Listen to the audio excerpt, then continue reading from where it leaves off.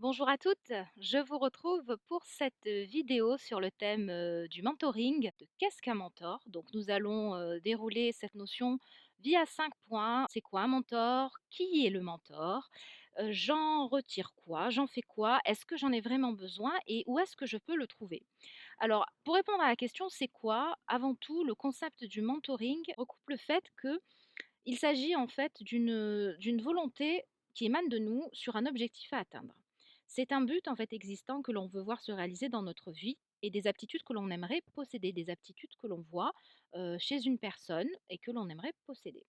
Alors, c'est qui? Bon, comme je viens de vous le dire, c'est une personne qui porte ce que l'on a vu dans le point précédent, dans le c'est quoi, et qui propose une ligne de direction. Donc, c'est une personne qui nous propose une ligne de direction pour pouvoir atteindre un certain objectif, une certaine façon de faire.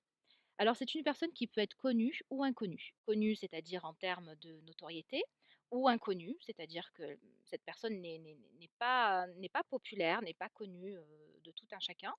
Et ça peut également être une personne qui est connue de nous-mêmes ou que l'on ne connaît pas encore.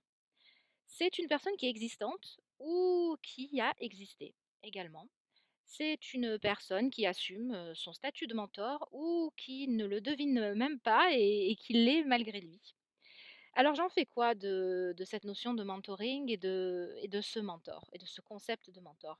En fait, je modélise. Le principe, c'est de modéliser, c'est-à-dire de traduire dans notre comportement, à l'égard d'un objectif, que l'on poursuit, un certain nombre de choses que l'on a vues, mises en place par les personnes, donc une façon de faire qui a été éprouvée et qui a été validée par, cette personne qui a justement atteint les objectifs que l'on se fixe nous-mêmes et dans lesquels on aimerait réussir.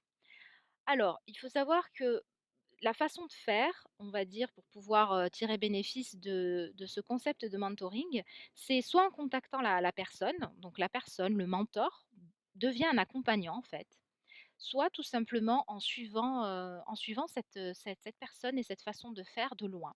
En analysant en fait les façons de procéder, les mises en place qui ont, permis, une certaine réussite et le fait, et qui ont été validées en fait, tout simplement, avant que nous-mêmes nous nous embarquions dans cette aventure.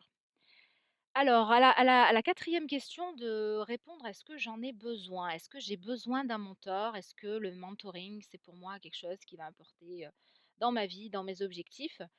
En fait, il y a 2 réponses à ça, oui et non. Mais en fait, tout va dépendre de votre profil.